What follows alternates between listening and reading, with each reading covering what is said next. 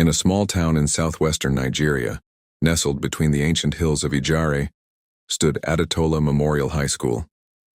It was a mix of red brick and corrugated zinc roofs, filled with the sounds of chatter, clanging buckets, and the distant drumming from the village square.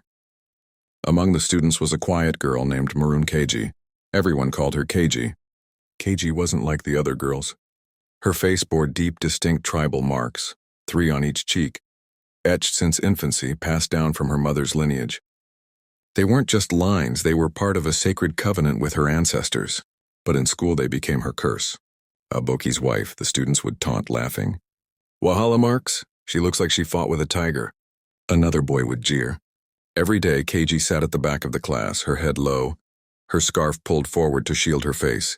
She never replied. Not even once, but her silence only made the other students more curious. They whispered rumors. "She doesn't cry, not even when she's beaten." "I heard her grandmother was a witch. Do you know someone who mocked her last year had a seizure?" Among her tormentors was the queen bee of the school, Bimbo, a girl known for her sleek skin, long braids, and confident walk. She had once confronted Keiji after school. "Why do you cover your face like that?" Bimbo asked mockingly. "Are you cursed?" Keiji didn't answer. She just looked at her, calm, eyes full of something ancient.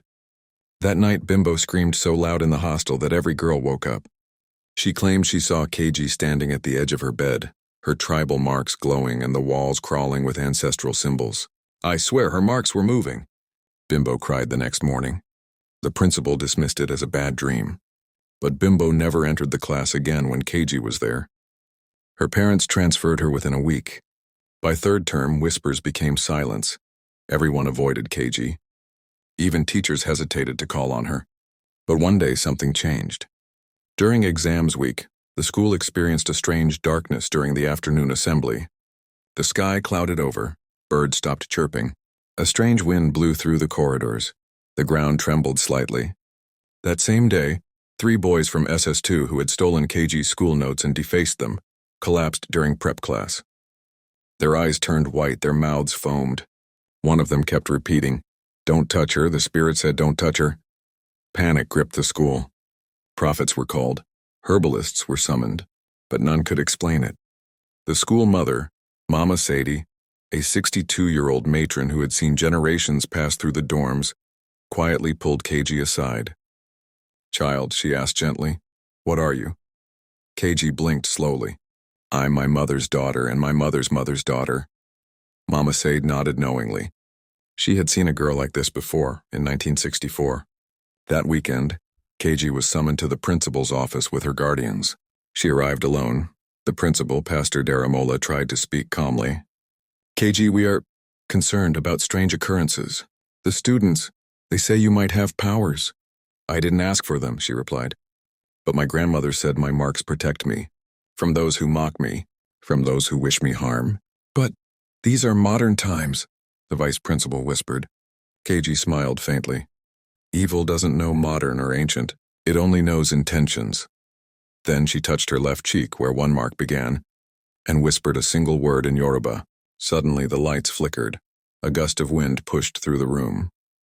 On the principal's desk, the Bible flipped pages furiously until it landed on a verse about vengeance and protection. The principal crossed himself. The vice principal fainted.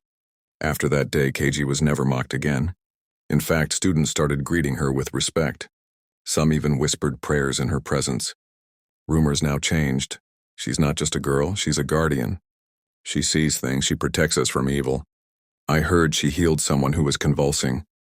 By the time graduation came, Keiji stood tall on the stage. Her scarf was gone.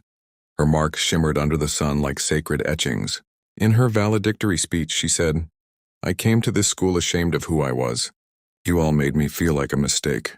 But I've learned that what the world mocks, the spirit world might have chosen. These marks are my armor, not my shame." Years later, Adetola High would erect a statue in her honor titled, "The Girl with the Sacred Marks."